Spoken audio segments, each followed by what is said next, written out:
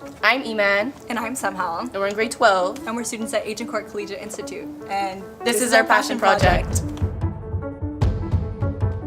Our Believe Passion Project is called Femme Night, and it's an evening that's centered around female empowerment. What we specifically wanted to do was take the grade 9-10 girls and better integrate them into our school environment. How we are doing that is through 3 different workshops: self-love, body positivity, and arts and crafts. Last year I had spinal corrective surgery, which put me out of school for a while. So naturally with all that time, I went searching on the internet and I stumbled across Sarah Wells' Believe Initiative. And through that, I saw all these students doing great things, accomplishing like big events, and taking on a strong leadership role in their community. And I thought, that's something I can do. And with all my time on my hands, I decided to plan the Female Empowerment Night, Femme Night.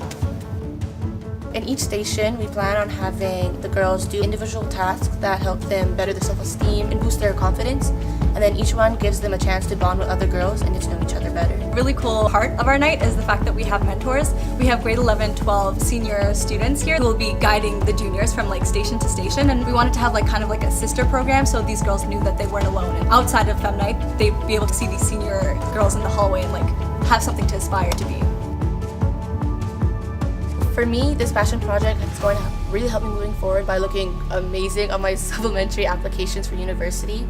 Also as well, I hope to go into event planning when I'm older, so this was a great experience in its own. What I hope to take away from this passion project is the same thing that we hope our juniors take away from it. I've gained a better sense of self-confidence, and I think that's important because I want to pursue a career in political science. Like, I want to become a lawyer, and I can't be shy and I can't mumble when I speak, you know, I have to feel assertive, and taking on this leadership role with Eman has really helped me with that.